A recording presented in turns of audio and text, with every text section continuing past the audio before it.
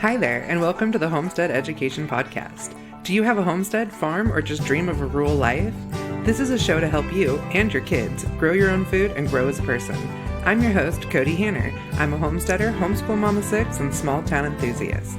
I was raised by an old school rancher and blessed by the grace of God to have been exposed to so much of what rural life has to offer.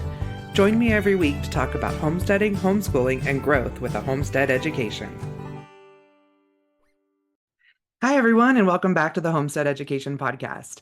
I have a special guest today who I met at the Spokane Ag Expo, and he has something to share that is normally associated with commercial ag, and I'm so excited to tell you about how it can fit any model.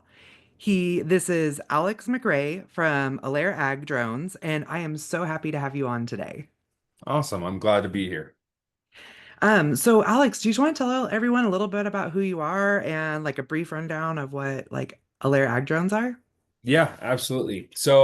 We've been raised in Idaho my whole life. Grew up on a little 15-acre farm here, Lucky.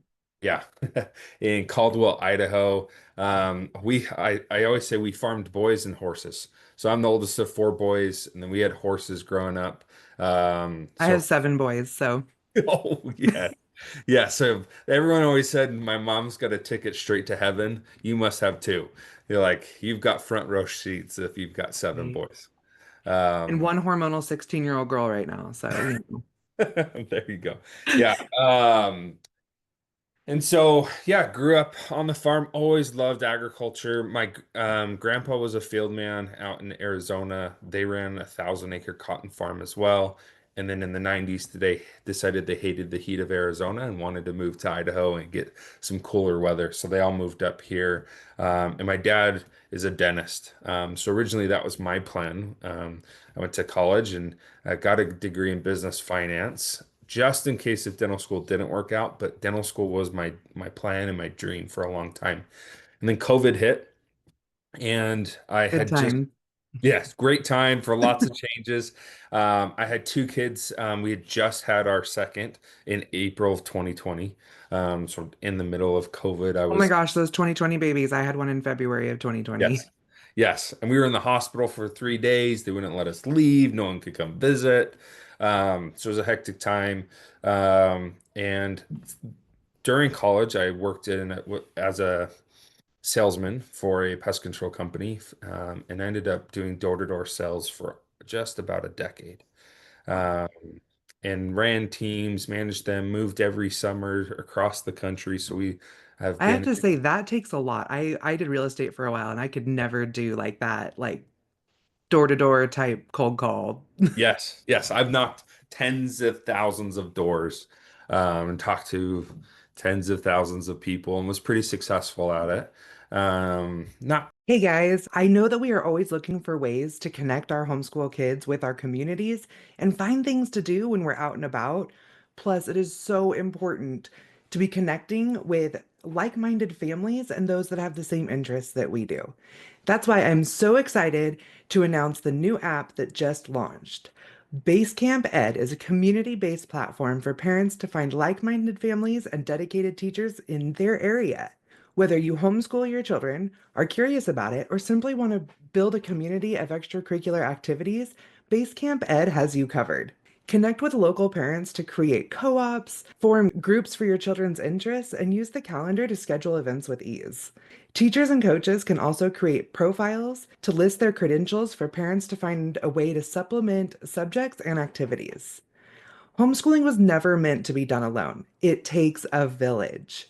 Build it with Basecamp Ed. Take advantage of this free resource and download it today.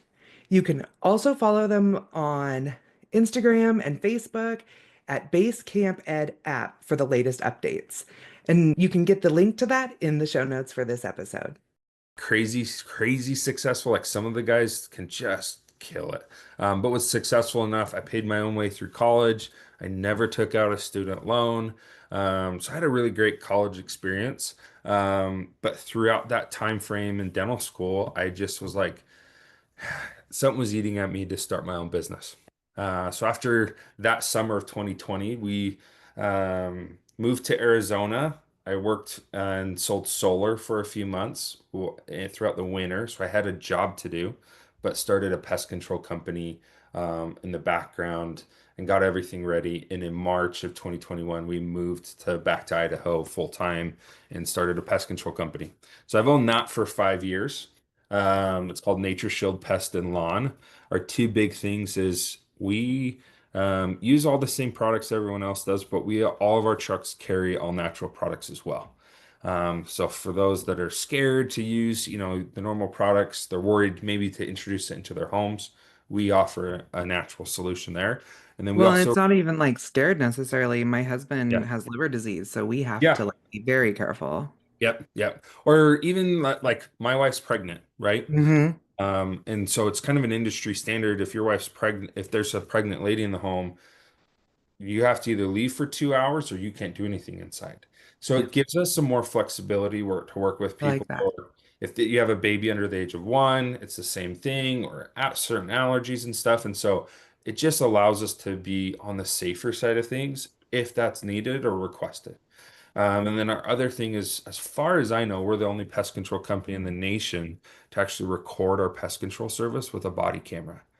So we're Wow. like a police officer. We record it and we actually email that back to our customers to let them know that we did the entire service. We didn't skip any corners. We didn't show up. We didn't have a technician show up and then take off 5 minutes later and just hit it really quick and not really do a service. And so it just is a transparency thing and a quality assurance thing for our You're customer. the guys we want in service industries. Like that's huge. Yeah. So I've been running that. We've had that. This is our fifth summer. We've been running that. I've got one employee there, and he's great. He's helping me manage that while I start this new business, Alair.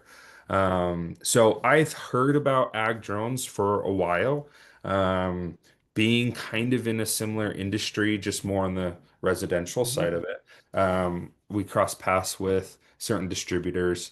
We have a local distributor here for like tanks, and they work on all the farm equipment and stuff. And so they've had a drone um, in their showroom for a while. And I've asked them little questions here and there and thought it was cool. And I've always had a love of aviation. Like one of my favorite movies growing up was Pearl Harbor. My dream plane. People have dream cars. I have a dream plane.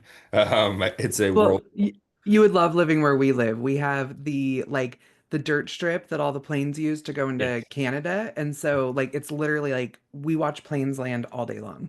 Oh, yes, that would. And like all the not just planes, like helicopters practice landing here and like the glider guys and Mhm. it's a lot of Yep. fun. Yep. So my dad actually had a plane growing up. He had like a share in a plane, and we would take it and fly to McCall. And we go. They have I grew growing up up. hunting in Donley, so Yes. Okay. yeah. So you know the Pancake House that Yeah. was in McCall. COVID killed that place, but we would Ah. fly up there for breakfast just to go have a huge pancake and fly home because he needed to practice and have flight hours and stuff like that, right? So just always loved aviation, and so it piqued my interest when I saw the drone in the showroom and said, "Hey, what are these? What's this? This seems like a huge drone." And they're like, "Yeah, They're that's like ridiculously huge. Yes, they're pretty big, especially when you fold out the arms and the wings and the propellers are, completely out. And they said, oh, it's for farmers when the ground is wet and they can't get the tractor in, and it's kind of a niche thing. And so I was like, oh, Probably that's really good for the soil too, but we're probably gonna get there. So yes, yep, we'll get there. just had like a ding. Yeah, great for the soil. But they kind of undersold it. And they weren't great salesmen on the idea of it. They were just kind of like, it's this niche thing. And I was like, this must be hundreds of thousands of dollars, right? And then last year, I'm a big YouTube watcher. I watch YouTube constantly. I love learning. I loved college. I always said if I could go to college full time and be paid a well living income, I would just stay in college. My Um, bucket list, like once like things kind of settle, yeah. yeah, Um, is my husband is like really encouraging me to get my master's because he knows how much I always wanted to do it. And then Mhm. like in my field, like I want to expand and like get back into ag and learn what's Yeah. happening in ag right now. And Like he's like, you got to do it. And we have a couple that are getting ready to go off to college Oh, themselves, and then we'll cool. only have two left at home. So he's like, you got to do this. So Yeah. I get it. That's awesome. No, I love that. And when I got married while I was in college, and one of the things I told my wife was, "Hey, I want to make sure you get your bachelor's. I want you to finish it." My mom Mhm. didn't, and I think she's wishing she would have. She's working on it a little bit here and there when she can. One Uh, of our son's girlfriends, or one of our sons and his wife are going to BYU, and he finished and she didn't. And it's, yeah, yeah. exactly. So I went to BYU, Idaho, Mhm. and just told my wife, "Hey, I want you to finish, and so your last semester is when we can get pregnant." I don't want to have kids until you're done. And so our last semester was when we got pregnant and she graduated and we had our baby. Actually, we had our baby right before she graduated. Our first. So his name's Hiram. He's 7 now. He loves the drones already. And 7-year-olds and drones, like, come on. yes, yes, exactly. Um, You're building a lifelong love right there. yeah, yeah. And so got I like I said, I love learning, and so I was watching YouTube and came across a YouTube channel called New Way Ag, and they've got a great channel. It's a Amish guy that's left the Amish community, and New um, way, what? New Way Ag, Nuway Ag. Yeah. And he got start in drones with hunting and using them thermal drones to find deer that have been injured and the hunter couldn't find it. And then he Right. eventually worked his way into the agricultural side. So I saw him. He's a very I great didn't even learning. think of that. My kids would dig that. Yeah. Yeah. They love tracking. Like, that's like their favorite. Like, if they're not the one hunting, they're like ready. Like, whoever Yes. pulls the trigger, then they're like gone looking for that deer, or, Yeah. bow hunting or whatever. Yeah, go ahead. Yeah. And it's actually illegal in the state of Idaho. Idaho's Mhm. pretty strict on some of their Yeah. hunting requirements and stuff. I'm a huge hunter myself. I love archery and rifle hunting, and um, so I've looked into it quite a bit. And I've got a few questions for him, trying to see if I can utilize it. We've got a buddy of ours that has a 6,000 acre ranch that wants to pull out quarters of an elk after we kill an elk this next archery season, and see if we can get some videos for that. So that Yeah. would be Well, cool. I think, and I kind of we're jumping forward, Yeah. but I we just saw on, I don't know, social media or something yet, like a couple days ago, that somebody got pulled out to sea with a rip current, and this guy was out there flying his drone and saw it, brought his drone back, hooked like a floaty to it, and like shot it out to her. And she Wow. was able to like hold on to that until they were to come save her. And my son's like, why don't all like lifeguards have drones? And I was like, after this, they might. Yeah. Like, Yeah. and it's like, technology is always emerging. And even though that seems like such a simple thing, until you think of it or until you see it works, it, Yeah. it just doesn't click that it needs to be an all the time thing? Drones are going to be huge in search and rescue, and they already are. Yeah. It's just going to become more and I more. know they use them up here all the time with search and rescue. Yep. That's one of our plans is to have all of our pilots search and rescue certified. So in case there's ever a major event or something like that, we can be something that the local community can rely on and we can help with that. But anyway, so I watched his YouTube channel and was like, this sounds really interesting. And he made it seem like anyone could do it. And so I was like, I'm going to look into this and started looking into it and just realized this is amazing, a great opportunity. So started on the process of starting this new business and got my pilot certification last fall. Went and got my Department of Agricultural certification and have just been working on it ever since. And we just got our drone on Friday, this last Friday. Wow. So we've been out and flying it and having fun and spraying. And so That's this so week, exciting. I mean, like, what yes, a big step. yeah. So this week I'm working on just And your getting ag it. certification is for application, right? Yep, yep. So in the pest control world, the pest control industry covers everything that's sprayed chemically. So that covers residential, commercial, agriculture, bodies of water, everything. The Department of Agriculture covers that. And a pesticide is considered any chemical that will kill anything. So most people think pesticides are for bugs. That's actually more an insecticide, whereas a pesticide covers herbicides, fungicides, insecticides, even your um, household cleaners are considered pesticides. Because they're Um, killing bacteria. in bacteria. So it's called the bactericide. And the Department of Idaho or Idaho Department of Agriculture has even looked at regulating house cleaners and having them get certifications because they're technically using pesticides. Hmm. So that's just a little bit of information there. But yeah, so this week we're just getting used to the drone, flying it around. It's a little different than the Best Buy DJI drone that you Yeah. can go pick up and fly around. Fairly similar. And I've been My flying that. husband has a DJI from when I was doing real estate. Yeah, yeah, exactly. A lot of real estate Yeah. salesmen like that, real estate agents. And so, And then we probably have 300 like Walmart drones in our trees. So, yes, yes. And so it's fairly similar, it's just a lot bigger and a little scarier. So just hmm getting comfortable with that. But I've loved learning about the industry. The opportunities are endless with it. And so we've already been talking to farmers. We haven't committed to anyone yet. But we've got a lot of farming and agriculture connections out here. And so as soon as we've got things rolling, we're going to be hitting the ground running. So, yeah, there it's becoming so much more popular on so many levels. I mean, I even when I was doing real estate, I got some like guys, it's not the drones you guys do, but they're the yep. much bigger, I don't know, they're 2 or 3 feet across. Hmm. They use to go check like waters and stuff on these big rangeland farm or ranches Yeah. that are 10,000, 20,000 acres. The cost to run a drone out and make sure waters are working versus the farmer riding or driving or the rancher riding or driving out to it, the cost is just you can't like compare it, like even just their time, you know? Yeah. Yep. Well, it's the time, and on those big rangelands, there's also some dangerous areas, right?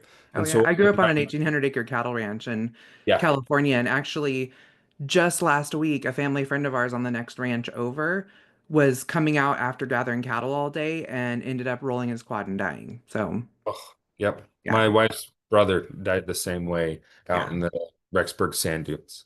Hmm. They were just playing, but Yeah. yeah, it's there's dangers involved, and so Hmm. drones are allowing people to see further and be safer. I mean, our biggest, we're not. Drones kind of, especially ag drones, they kind of fit a specific niche, right? They're not tractors. And we have to Yep. remember farmers, we're not tractors and we're not crop dusters, but we're in the realm of crop dusters, right? Crop dusters, their biggest benefit is they can do volume. They can do Yeah. thousands of acres very quickly. And for Drones are going to be more precise. exactly. You're not going to be dusting the whole neighborhood. Yes. Yeah. So planes can do volume, and they've been a great tool for years and years. This is just another tool in the bag. Um, but I see the day that they're just going to get bigger and better, and we'll begin to compete directly head to head with crop dusters. And you're exactly right. They're more precise. So they're AI driven with GPS. And so we can pinpoint exactly where the drone is flying. And we get closer to the ground. It's a consistent, slower speed. And it creates a vortex. That's probably the biggest difference between a ground sprayer, a tractor, and an airplane is the drone propellers are spinning and that creates a vortex that kind of comes down in a V and then circles back out. And what it Okay. actually does is it opens up the plant and it kind of spreads the plant out and it pushes whatever we're spraying or spreading into that plant and covers the whole surface area. Whereas a tractor or a crop duster is more rolling like a blanket down. And you kind Hmm. of look this way, right? It's kind of the same thing. And so And then, there's like we were just talking about, a tractor is going to be compacting soil and if it's even if it's not too wet to be driving on or something, just the extra compaction that's happening. Yep. I mean, this seems much more sustainable just in that piece. Yeah, exactly. So there's, you got to think about perfect example at the Spokane Ag Show that I met Mhm. you. They had a giant ground rig sprayer for sale there. Yeah. It was used. It was, I think it was $375,000. Yeah, it was the 2021. So it was used Yeah, for a I didn't few. get to wander around much. I was slammed there, Yes. but my kids were nerding out and I got to nerd out to everybody that like stopped at the booth. Like I talked to you for what, like an hour? I was like, I'm so Yeah. excited, tell me Yes. everything. Uh, but a lot of them will carry 1,000-gallon tank. So a gallon of water is about 8 pounds. Yeah. So just the water weight is 8,000 pounds. Plus, let's say it's another 4,000 pounds for the tractor. You're putting Yeah. over 10,000 pounds on four wheels.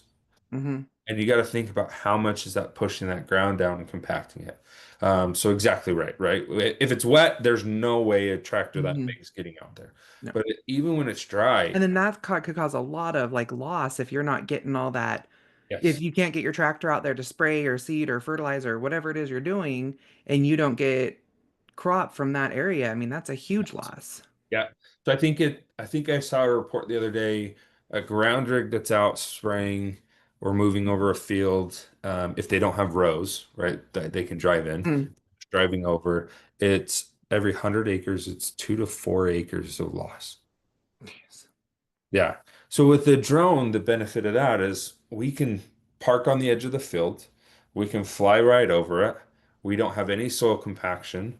We're not squishing any microorganisms or other organisms that are out there that are potentially beneficial for that area. Um, and we're actually giving it a better coverage over that entire plant and even sometimes reaching the soil. Um, there's a fifth benefit a lot of people don't actually talk about.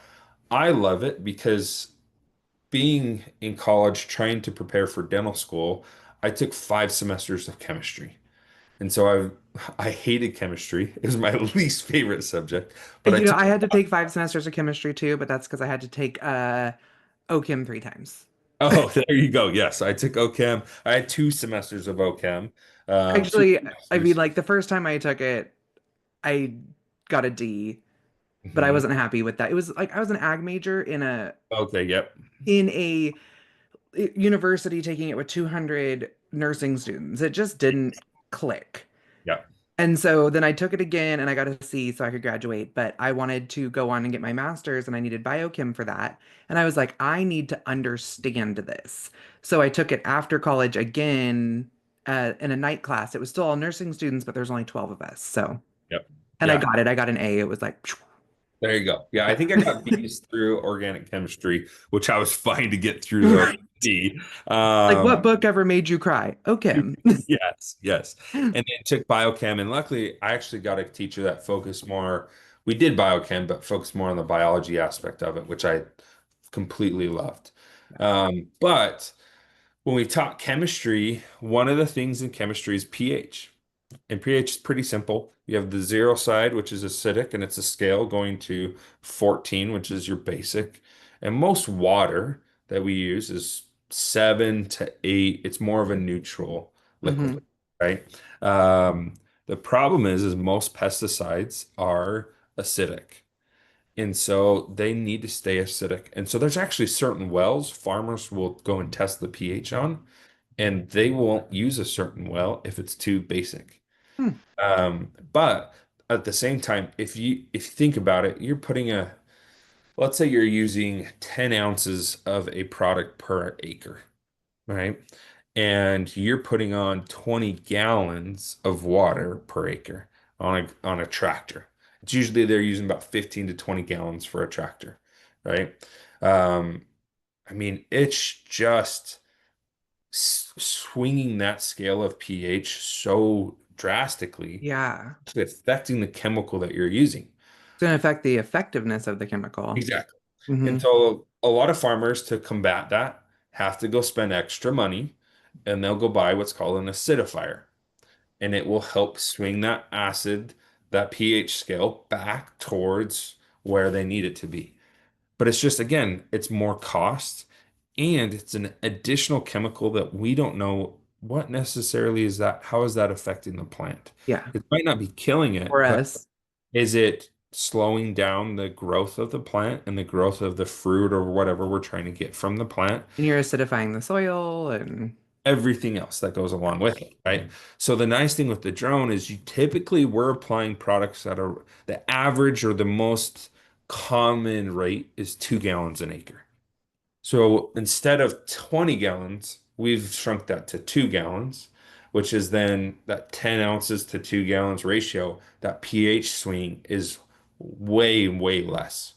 And so we don't have to put in all these extra chemicals and other things to get a great treatment out of it. And because the drone creates that vortex, we don't have to use a ton of water to push the chemicals into the plant. It just does it naturally. That's, I mean, it just kind of almost seems like it's a no-brainer and it's way cheaper than buying tractors. Yes, way cheaper. Especially these big farms, they have to have a different piece of equipment for everything they do, and I mean, thousands to $1 million a piece. Yep, And that's one of the biggest issues in agriculture right now is the ag loans to get their John Deeres and then like all their profits are going to paying for the equipment that they need to make a profit. exactly. And And then that's where commodity money comes in where okay, now you spent everything you had just to grow the crops, now we're going to give you money. yeah, Like it's the farmers aren't sustainable and it's not sustainable at a like federal tax level thing. exactly. Exactly. Well, and to think about this too, right? You spend all this money on this brand new piece of equipment, and farmers use their stuff hard, Yeah. right? They go hard, they work hard because it's My not husband's a mechanic work. for the neighbor's like Yes. farm and they're like a century farm and I think that so are their tractors. Yes. Right. And I was hearing from some farmers talking the other day, and they're like, it's $1,000 to $2,000 just to get the John Deere guy to show up and plug Yeah. his computer in.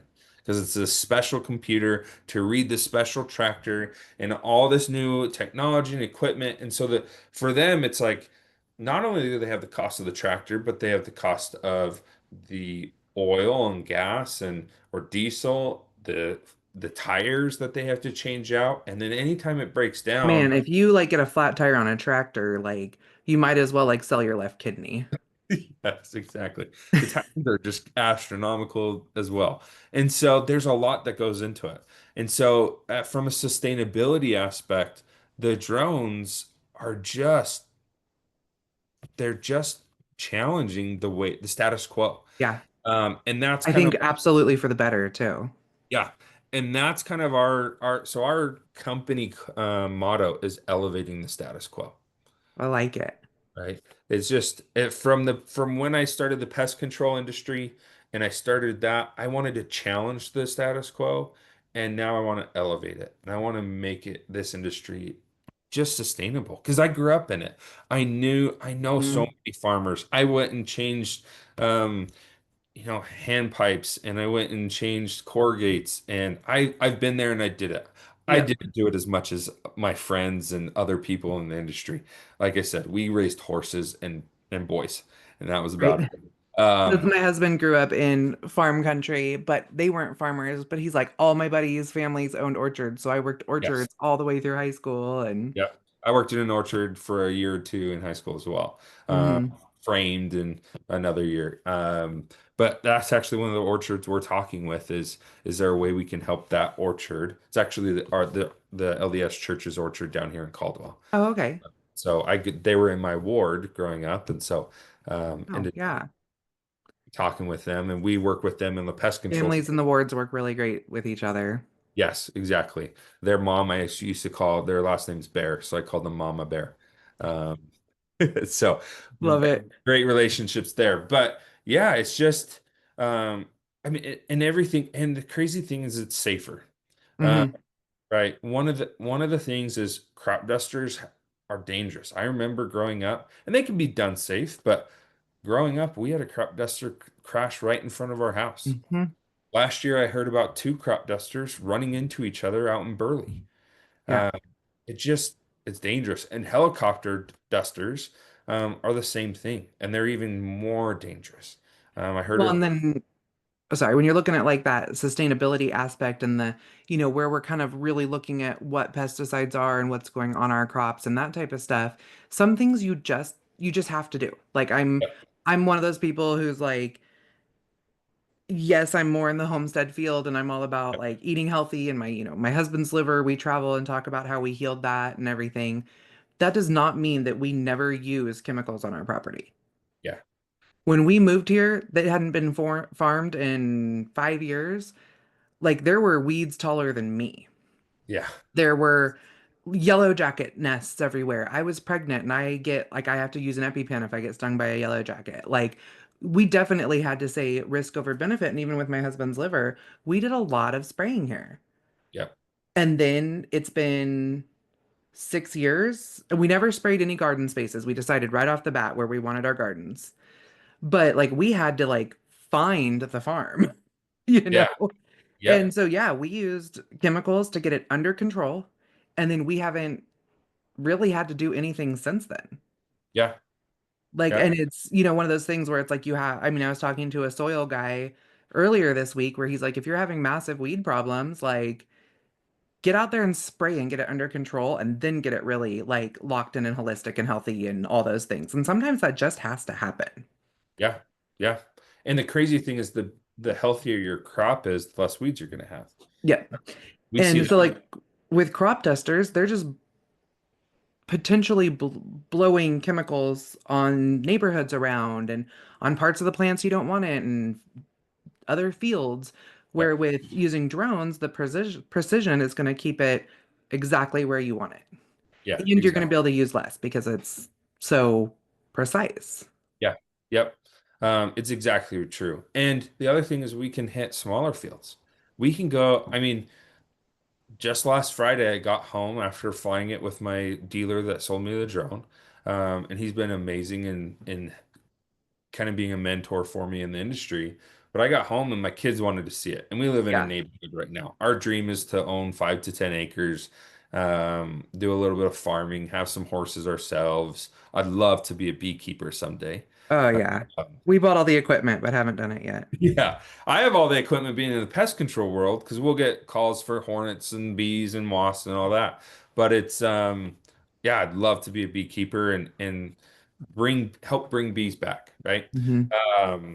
But right now we live in a neighborhood, and so my kids are like, "We want to see it fly," and I'm like, "I can't necessarily fly this over my neighborhood." But we live right next to our church building, and they have a little grass area in the back, probably 20,000 square feet. So we went and parked in the back of the parking lot and took it off of there, and I just went and flew it back and forth. But it's just this little area that if it was a farm and they didn't necessarily have a way to treat it, I could come out and treat that little section, right? Whereas a Hmm. crop duster, they have certain requirements. They have to have the wind in a certain direction to hit the crop. They have to have, power lines or neighborhoods. They're getting more and more limited, and as more and more of these neighborhoods are being built, the field sizes are getting smaller around them, or it's getting more Hmm. challenging. And so it allows us to hit any size of field uh, Yeah. anywhere. Or like even, someone like my husband who, yeah, could get out there with the quad in our sprayer Yeah. and spray, but we don't want him necessarily touching. Found it. Yeah, like we don't want him around it. Occasionally he needs to, but it's, having something like that where we could be like, yeah, just come do our, 3 acre field. Yeah. It would be such a difference for so many families when sometimes you just, and I mean, like it's even with the chemicals, I mean, we're talking like positive fertilizer and natural chemicals, you can still, Yeah. they're there. Yep. It's not just all the scary stuff. Exactly. Exactly. And so it really is a way to where one, it removes the human element. Hmm. And back at the trailer, and we actually have a completely enclosed Yeah, treatment. let's talk about the size of this and the trailer. Yeah. And because so our neighbors just had drone spraying done this year. Yep. And the kids got to see it and it was really awesome. And they have several fields, but none of them are giant. Yep. But the kids were super impressed with the equipment that came with it. Yeah. So we have an enclosed trailer. I designed this our setup. It took me some t extra time. It was probably a little more expensive than I needed to go if I just had a flat bed trailer. The But I, guy who came, he had a double layer flatbed. yep, All his yep. equipment was underneath and the drone was on top. That was kind of cool. Yep, and that down the road we eventually want to get to that point. And from a lot of those double tiered trailers, you can fly multiple drones off of. Hmm. And the FAA actually allows a pilot to fly up to 3 drones per pilot. So Okay. it's kind of some swarming technologies coming into it, and so they can kind of get their drones on this rotation. But with our setup, we have an enclosed cargo trailer. It's a 16-foot trailer, and I have a 700-gallon water capacity in the trailer. I need to upgrade my axles to make sure I can't take all that much. But for right now, we're sticking to 500 gallons to stay within our weight limit of our trailer and axles. Um, but then we actually bought a system called an auto mixer. And what the auto mixer does is actually pulls out the water from our water storage. And then I have tubes running, and I can put jugs and I can put tubes right into those jugs, and I can tell it exactly what rates I want it to go.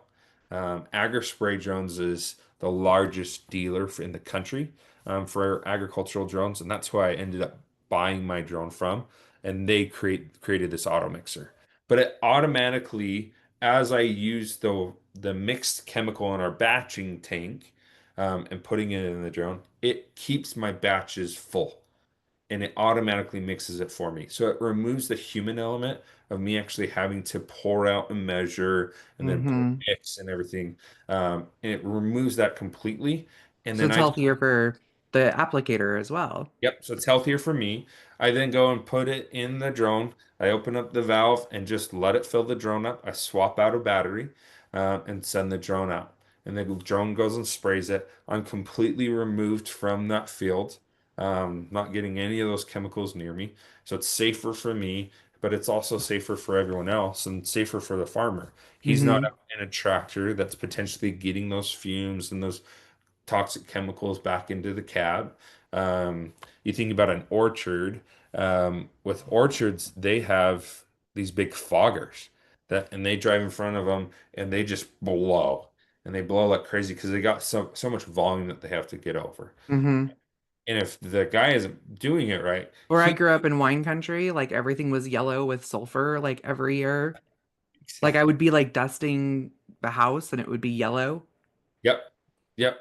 And so it just allows us to pinpoint exactly where we want to treat, remove the human element out of it, and go treat it. Now, can we still get drift? Absolutely. We're Yeah. still flying. We're still up in the air. We're about 10 to 12 feet is about the average range you're going to be flying above the crop. Um, Are you looking for new ways to advertise your business? I would like to invite you to advertise your business on the Homestead Education Podcast. Did you know that 60% of listeners will make a purchase after hearing an ad on a podcast? Why is this? Because personal connections and credibility from someone they truly trust will give you the best conversions. My podcast has been on the air for over 3 years now, and with an average of 5,000 downloads per episode and tons of long term listeners, you're bound to have somebody who will find that credibility in me. All ad spots will be promoted on YouTube, Instagram, Facebook, and my weekly newsletter. I have podcast sponsorship spots available that are affordable for all business sizes. And all advertising revenue will be used towards my educational outreach in the form of travel costs, curriculum development, supplies, and the administration of such activities. Go to my show notes now or visit thehomesteadeducation.com/podcast dash sponsorship. I hope to hear from you soon. but it's lower than a plane. It's higher than a tractor, but sometimes you can't get a tractor, and you have to get this done. Hmm. And we're using way less water. Well, I think it opens up some ag land too that you can't get tractors into that now you would be able to. Yeah, my Uh, in-laws are from Lewiston, and okay. so around Lewiston, it's very hilly. Yeah, Uh, it is. we started talking with some people up there, and one guy just has 25 acres that he uses for Wagyu cattle. And Hmm. he's like, we paid the amount he told me was astronomical for 25 acres to get sprayed. And a guy came out with a four-wheeler and tried to spray it. And he's like, the four-wheeler was tipping and it took him forever. And he had so many of these problems. He's like, Like we have a John Deere 4020 and we have this hill that we graze on and we've thought like it would be nice to fertilize it and seed it and like yep, we have taken the tractor out there, but like my husband who was a heavy equipment operator and drove a tank in the military, he's like, I don't really like it, but I'll do it, you know. yeah, exactly. And so the cool thing with our drone is it has LiDAR on it and Mhm. radar. And so what it's actually doing is it's reading the ground and it's adjusting its height based off of that automatically. And so it stays at a consistent altitude above the ground all the way across, whether that's a flatland or it's hills. And so we can go up and over hills and it's a consistent treatment around the whole thing. That's awesome. So how big is your drone? So the drone's about 11-foot wingspan from tip to tip, from corner to corner, right? Okay, so explain why you have to have a pilot's license for that. Yeah. Well, one, so the FAA, the way that they've done it and wrote in their laws is any drone, no matter what you're doing with a drone, as long as it's not recreational purposes, has to have a pilot's license. So most people don't know that. So like even a teacher, right? Let's say so my kids are homeschooled, uh, Hmm. but they go to like a homeschool co-op Yep, one day a week, right? we do too, yeah. Yeah. So let's say that the teacher wanted at the homeschool co-op just wanted to teach them about drones and brought her drone from home and flew it just to show the kids about drones. That's actually illegal for her to do if she doesn't have what's called a Part 107, so a pilot's license. A Part So, 107.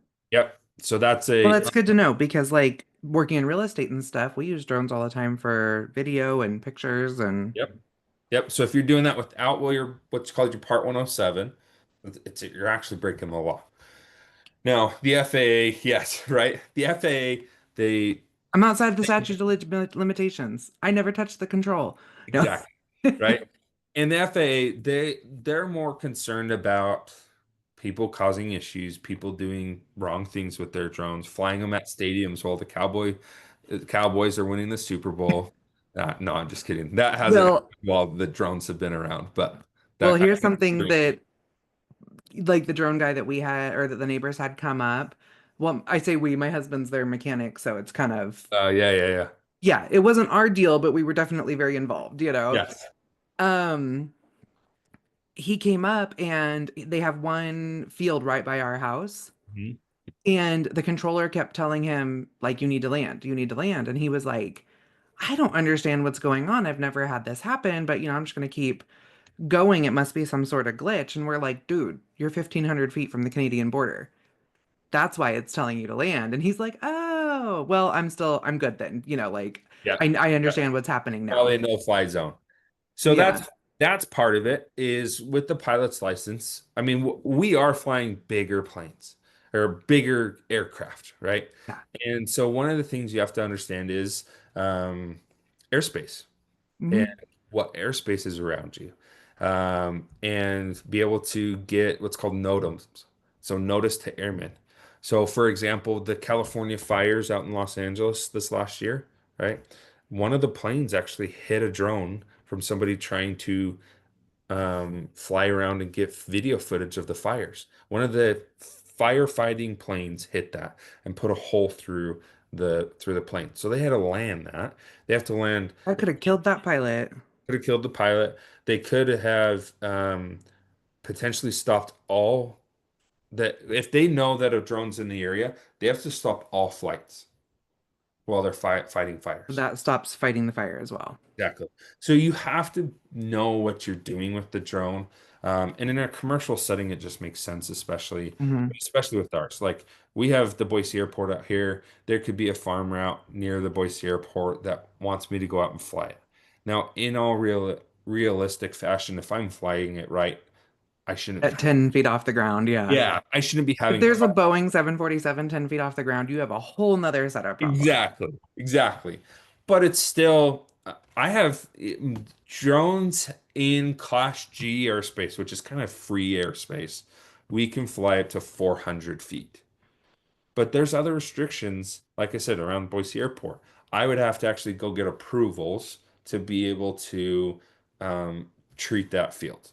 And so I have to be able to have those types of understandings. I have to understand what's the weather like and what changes or what's the forecast going to be like that could potentially affect my drone while I'm out flying, the wind and different things like that. So that's part of the reason why you have to go get your pilot's license first off, is Totally just makes sense. make sure you're safe. And again, these drones are big and they can do damage. And they're Bigger than those, my car. yeah. And those planes or the propellers on the drones, they can hurt and they can Hmm. potentially, I mean, severely injure or kill a person. Hmm. And so you really have to understand exactly what you're doing with it. And unfortunately, there's some guys out there that are flying these drones and have bought them.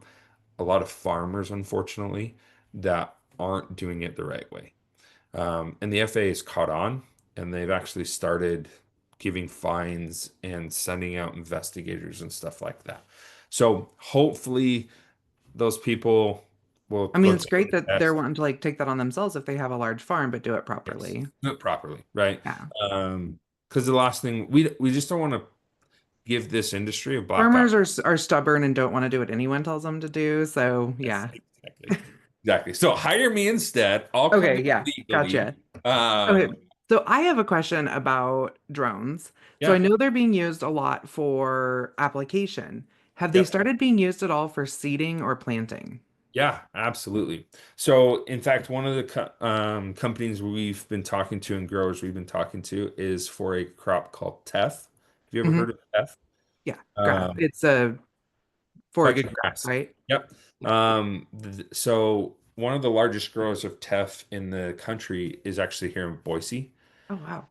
The problem that they have with seeding their teff is it goes on 3 pounds per acre. So it's very small amounts per Yeah. acre. I was Because just trying to like imagine that. I'm like, that doesn't seem like enough. right, the seeds are so small that there's just thousands of seeds in a pound. And so that's been one of the problems they've had with applying the teff and the teff seed when they plant is putting that down. So we talked with them. Our drone, it handles these small weights all the time. And so that's one of the tests that we want to do is can we apply this small amount of seed and can we get a more accurate measurement out while we're doing that versus a tractor that's used to putting, 100 pounds per acre. So Yeah. with fertilizers and things like that. And so what this Teff company has done, excuse me, is they've actually a lot of the farmers will put in a mixer with their or an additive with the Teff seed. So they'll Yeah. pour, I mean, a we do that sometimes. We just fertilizer. have a little push seeder, and if the seeds are too small, we have to put dirt in there with it just to Yeah, like get it to go through right. exactly. So cornmeal, something that's inert to help with the weight distribution and Hmm. stuff. But still, it would just be way better if we could just put out the straight seeds. So Yeah. that's one of the things the drone I comes with also, a oh, dry sorry. spreader Hmm. and we can spread seeds, fertilizers, whatever, granules with that dry spreader as well. Okay. Because I also think about like strawberries. There's still no tractors that can automate strawberry planting.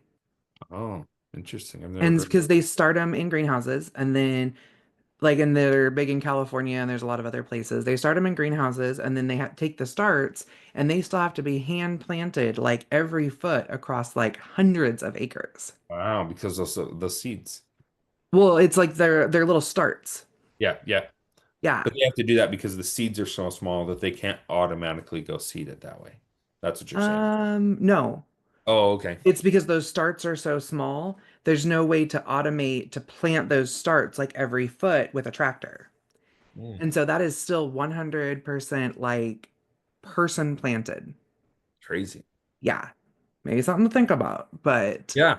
because I mean, I'm not even sure how that would work because they have to be like planted. But there, I mean, there's planters designed that put the plant in and like close dirt around it and then they go to the next one that are connected to tractors. There's got to be a drone that could do something like that. And if a drone could plant hundreds of acres, I mean, when we're Yeah. looking at labor shortages and things like that, that could be huge. Yeah. I do know one of the things that they're doing in the strawberry industry is combating aphids Hmm. with aphids. So Huh. there's actually drones. There's a company that has developed a system that they put on the drone Hmm. and it dispenses bugs, beneficial insects. Oh, And so but there's aphids with aphids are like aphids killing other aphids or yeah, yeah. like So there's a battle predatory to the death aphid. or Yeah, exactly. So there's a predatory aphid that will go and kill other aphids. oh, so like a different Different species or size of it. breed or whatever, yeah. Yeah, different type of it. And they'll go spread that over the strawberry fields so that they're Hmm. not going to spray them with insecticides. And so for a lot of like your all organic or holistic farms, this is an option. They're doing ladybugs and aphids and Yeah, other beneficial insects to help cover that. that's awesome. Yeah. Okay, so one more thing, and it was Yeah. something that I really loved when we were chatting in Spokane, Uh-huh. was that drones could create like generational jobs for farm kids. Yeah, absolutely. So my dad's the perfect example, right? My dad was the second of seven, or second youngest of seven in his family. So the oldest two boys still farm and had farms and everything else like that, right? Hmm. Um, but it's hard as families have more and more children and they divvy up the farm or they decide to work together. There's always that discussion to happen, right? Hmm. A lot of times those kids have to end up going and finding different career paths, the younger kids or And a lot of farmers have to have off-farm jobs to be sustainable. exactly. And so if let's say there's a kid that wants to stay in the family industry in agriculture, but they maybe don't have the acres to do it, right? To sustain their additional family on top of the families that are already being sustained from that farm.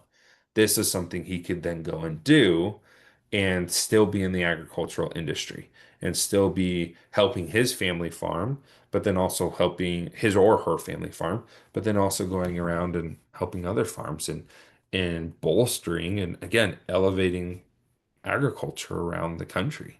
Yeah. I really, that was something that really stood out to me is, yeah, even like someone like me, my dad owned a cattle ranch. He also owned shipyards. When he decided to retire, he sold all of it so that he could just be a hunting guide until he died.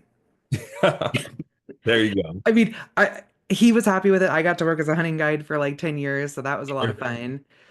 But then there was no family farm. Yeah. Like when I was done with college and ready to start my life, there was no farm. Yeah. And it's not like a normal business, right? Agriculture isn't where, like, my dad's a dentist. Yeah. And my plan was to be a dentist and could go work with my dad. And then we could just grow the dental practice. And if we had Mhm. another brother, or let's say all four of us brothers wanted to be dentists, we could go into the dental industry and go with him and open up more offices and grow like that. And a farmer could do that if they wanted to go buy more land. But you have to have land to farm. You have to have land to farm, and it's so Hmm. much harder to grow. It's not like you can just go acquire more clients easily, right? Acquiring more clients is acquiring more acres. And that's the hard part with agriculture. And so this opens an opportunity. So actually, I just started talking with a guy who kind of became friends over in Eastern Idaho in Blackfoot. And his farm, his family, they do custom spraying with tractors and ground rigs and all that, right? And they've never gotten into the aerial aspect. Well, he just bought 3 drones and he's now taking over that aspect of the family agricultural company. That's awesome. Yeah. I really love that. I mean, we were just talking to our son. He's really into ag mechanics. And Yeah. he's like, I want to start a business when I'm done with college. And I was like, man, what you need to do is come home and get dad working with you because he was your, mechanic mentor. Yeah. But my husband just like would just go do it with him just to help his business and to have something to do. Yeah. Not that he doesn't have things to do, but. And then at that point, his younger brothers would be in their like preteens, early teens. I'm like, take your younger brothers too, and you guys could, they could help you build a business that people go, man, I called him to come out to do a 2 day job and they were done in an afternoon and it was great. Yeah. And like you build like when you can do more for less, you Yep. build a really great reputation. And that's like what we were talking about. And I was like, because then there's things that your little brothers could do with that too. Yeah, exactly. So, And I mean, this industry's in its infancy. I say it's mhm. just getting out of its infancy into its toddler stage. Yeah. Um, Like people recognize it's a thing, but they still don't know what to yes. do with it. And this year, a lot more people have gotten into it, Yeah. like me, right? Hmm. Um, but this industry, as it takes off, we're going to need mechanics to fix our drones, uh, Hmm. because we have parts that break down and other stuff like that. And so that's an industry that people can start getting into is aviation mechanics. Maybe that's what my son Now, should do. We have an entire drone graveyard happening. there you go. It's Yeah, all the little ones, but. exactly. But and doing that without necessarily having to go get a degree in aviation mechanics, Yeah. right? You're working on drones, which is it's regulated, but it's Mhm. unregulated Well, and too. then there's custom work in agriculture where like if you're gonna go plant for somebody, you have to load up your giant piece of equipment and Yeah. drive where like you have a box trailer. Like Yep. hook Yeah. up and even if you have to drive a few hundred miles, like go do the job and you could still potentially be back by dinner. Yeah, we have a 3/4 ton pickup that we pull everything with. If I don't have to carry water and I can fill up water at the farmer's field, even better, right? Hmm. And yeah, we've looked at jobs all over the state. BLM and Department of Ag or um, oh, what is it? Department of the Interior, they've got a Hmm. couple of jobs out right now that we got contacted for to go do some weed spraying. Um, Nice. one was 65 miles of roadway in between Blackfoot and Craters of the Moon National Park here in Idaho. Wow. That they wanted 150 feet on each side of the road sprayed to kill weeds That's a for big job. yeah, for a fire barrier. So we submitted an application for it. A different company beat us out on the quote for it. But that would have been 3, 4 hours east of us. Hmm. Very I easily would could. have to hang out there for a few days. Yeah, yeah, it would have been like a 10-day job, but it would have Hmm. been a great start to the company. But we've talked to, like I said, we talked to people in Lewiston, which is about 5 hours north of us. Um, and I said, either get some more acres Well, because you this, need to get up to North Idaho anyways. I mean, that's I know. just We actually get considered. out of Caldwell. Yeah, it's just it's home. I Uh, know. Yeah. we've thought about it. We've thought about moving to Coeur d'Alene. So maybe consider that. But for now, with our businesses It that would we make have, you close to Montana and Washington for spraying too. yes, exactly. Lots Uh, of wheat, yes, lots of wheat, lots of. I think they do barley, soybeans, and peas, and there's not very many soybeans up here. not It's barley, soybeans. peas, Is it garbanzo beans? garbanzo. Yeah. Garbanzo is what they do a lot of. Yeah. Yeah. So, So, tell everyone like how they can find out more information about you yeah. yeah. Yeah. So we have a website, alairdrones.com. The I'll make company. sure I link that. Yep, a company spelled Alair. So the way we came up with that name was it's all air, just with one less L. So we thought that was a fun play on all air. Uh, Yeah. so alairdrones.com is our website, fully up and running. And then here pretty shortly we should be having some social media coming out with I was it. gonna say I think a lot of people would really enjoy watching this Yeah. happen. Yeah, my Like dream is behind to the get scenes. a 360 camera on the drone and get some Yeah. 360 footage of the spraying and flying and stuff like that. So we want to. One of my goals is to also kind of show a step by step of how I built this business. It's one of my favorite things is building businesses. Yeah. Um, and Like a so hobby. yeah. I don't have Um, hobbies, I have businesses. Exactly, exactly. So this is my second full business I've started, but I've had dreams of other ones and they just didn't make as much sense as this. And so that's why this Mhm. was my second real one that I started. But I want to, show the step of what's step one through step 25, and how you build this business and get started. What's the correct ways? What are the lessons learned? And then show people the drone and how we're elevating this again, the status quo of the agricultural industry. So That's awesome. Usually at the end of each episode, I ask people, what does keep growing mean to them? And I almost think it's your tagline for your business. But if you have something else you'd like to add to that, yeah, just our thing is we just want to see the drone industry grow more and more and help more and more farmers help bring down the cost of farming. Um, and make this more sustainable. I mean, we look at inflation all around us. Last night I was ordering a pizza, and I remember back in the day in college, not too long ago, a Domino's pizza was $5.99 and it's up to $9.99. I was like, right? holy cow. Oh, it's Uh, ridiculous. and it all starts with agriculture. Hmm. If we can bring those costs down in agriculture, we're affecting the rest of our economy, and economy worldwide. So my plan is to just be a small part of that, and I want to bring some professionalism to the custom spraying industry. And I've come from the pest control side of things. That's a multi-billion dollar industry. Um, and I've seen the good, the bad, and the ugly. And I want to bring that to the drone spraying. And I want to be the name of when somebody thinks of custom spraying with drones, at least in the Northwest, they Right. think of.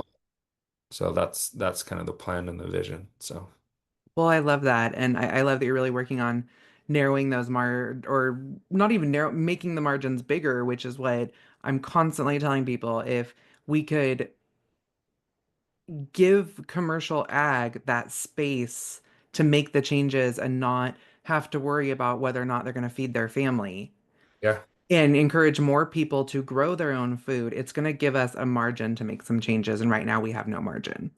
exactly. I mean, we looked at a grant. Uh, it was actually what is it? It was like an EPA type grant. Hmm. And they wanted to, help the environment and stuff. And one of the things that they did is there was a farm up in Washington that bought a drone. And in 1 year for their farm, they saved 1,000 gallons of fuel running their drone versus their tractor, covering the same acres, but they saved a I thousand bet gallons. there's also some space in regenerative and agriculture farm grants. The fact that you can be more precise and not have it like blowing and those types of things. There's probably definitely some grants out there on Yeah. those things, although regenerative farming only gets 1% of the grants in the Farm Bill. Jeez. But I still think it should be pursued. Yes. I Yeah. mean, we're Exactly. actually looking at some grants ourselves because we have heritage animals and we, so there's not enough pig farmers in our area to bring in enough 4-H pigs for the kids. Uh-huh. And so they're having to truck them in from like Utah and stuff. In the last 3 years in a row, there's been diseases brought into our county that's made it where we like almost couldn't even have fair to bring animals in. Hmm. But we have a hard time farrowing in the winter because of the temperatures here, and we don't have an enclosed barn, but we're one of the largest producers in the area. Okay. So if I could have more piglets over the winter, I could keep um, more diseases out of our county and offer education for the kids in our farrowing barn. So Yeah. that's what we're looking to get some help on because as farmers, we just can't get ahead enough to even just enclose our barn. You know what I mean? Because they have a covered area, but it's not Yeah. enclosed. So Yeah. I think Yeah. that there's space for those things. I'm always big on keeping the government out of my business, Sure. but sometimes it's the benefit over what it's not doing. So Yeah. Well, and if you guys do build that just real quick, I know we're at the end, yeah, but in the summers, one of the hard parts with pigs that I've seen as I've researched more and more is keeping them cool. yeah. And so one of the things they're using is with drones, they're actually flying a paint over the roofs and Oh, it's blocking the UV rays and it's drastically lowering the temperature inside of the barn. And I then that like that. washes off in the fall so you can get the warmth from the sun in the winter to keep the Oh, that's really interesting. I'm gonna like, make a note of that right now. yeah. Um, we luckily live in a place where we only have like 1 week of hot over the summer. But that 1 week of hot actually killed one of our dairy cows a couple years Oh, ago. So wow. Yeah. yeah, she was trying to get cool and laid down in a we had brought her in to like the pasture to or not brought her out of the pasture and into the barnyard to make sure she had water and cover and everything. And she laid down in an old pig wallow and Hmm. couldn't get back out. And Yeah. we had left for the day because the temperature was so high. It was Yeah. we don't have AC, so we had to go up in the woods ourselves, and yeah, it was pretty bad. So, all right. Well, thank you so much for coming on today. I definitely enjoyed this, and I think my listeners will enjoy it too. Great. And everybody, remember to keep growing. Yeah. Thank you. Thank you for joining me today at the Homestead Education, and I hope that I have given you something to think about this week. To help others find me, please comment and leave a review on your favorite podcast player. You can also follow me on Facebook at the Homestead Education and Instagram at Homestead_education. Do you have questions that you would like answered or just want to say hi? Please email me at hello@thehomesteadeducation.com. Until next time, keep growing!